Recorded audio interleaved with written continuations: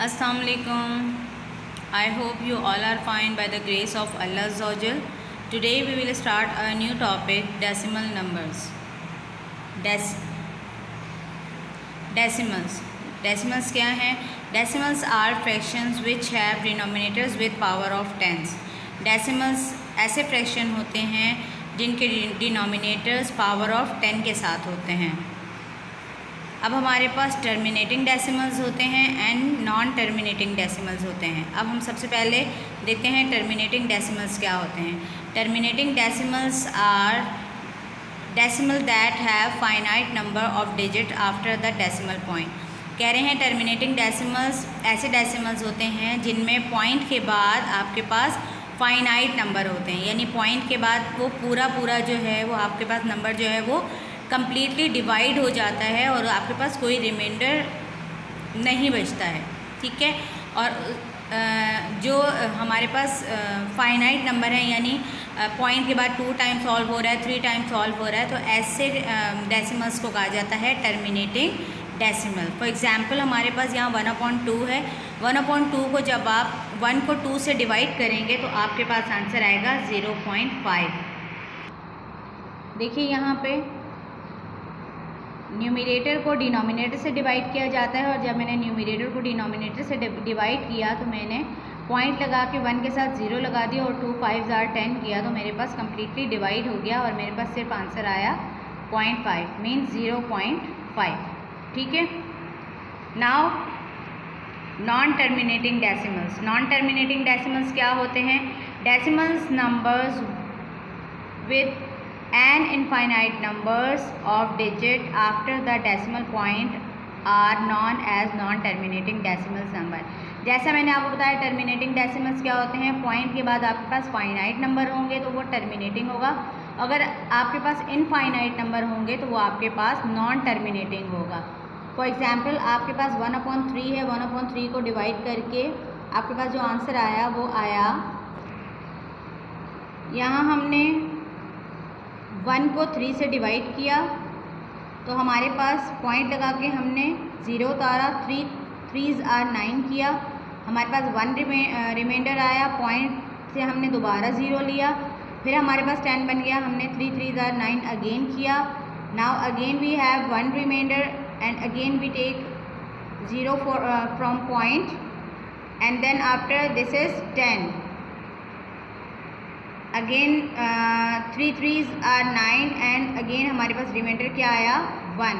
तो हमारे पास यहाँ पे रिमाइंडर जो है वो जितने टाइम भी हम इसको सॉल्व कर रहे हैं हमारे पास रिमाइंडर क्या हो रहा है वो बच रहा है, यानी हमारे पास कोई ना कोई एक रिमाइंडर जो है वो आ रहा है।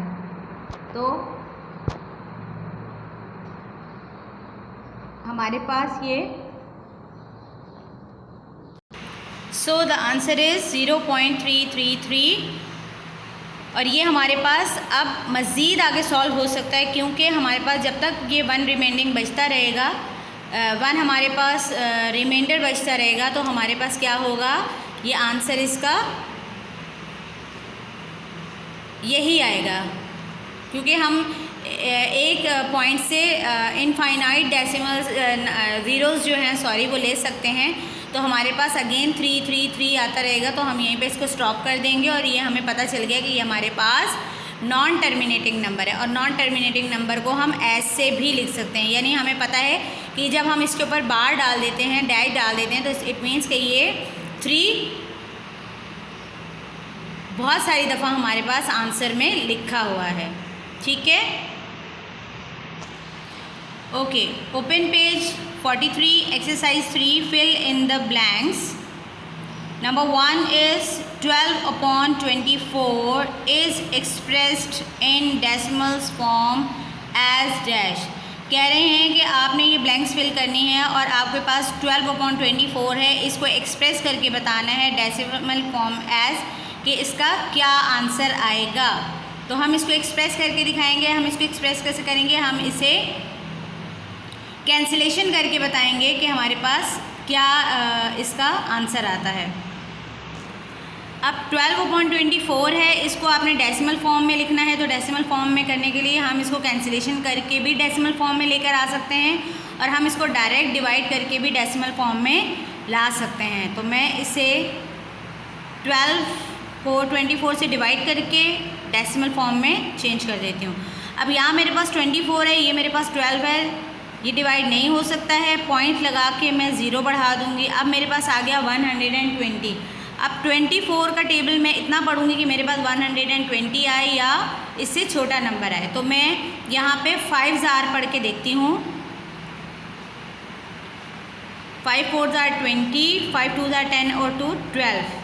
तो ये मेरे पास कम्प्लीटली डिवाइड हो गया। So the answer is 0.5। Answer is 0.5। In first blank we will write answer 0.5। ठीक है, आपने रफ वर्क बनाना है, रफ वर्क में सॉल्व करके दिखाना है जैसे मैं सॉल्व कर रही हूँ। ठीक है। Second is the decimal equivalent of 23% is dash. कह रहे हैं 23% जो है वो अगर डेसिमल इक्विवेलेंट में आप लिखेंगे तो कैसे लिखेंगे? हम लिखेंगे 23/100। ठीक है, 23/100, क्योंकि परसेंट जो है वो किसके इक्वल होता है? 100 के इक्वल होता है, तो 23/100। ठीक है। Third is the percentage equivalent of 0.4 is.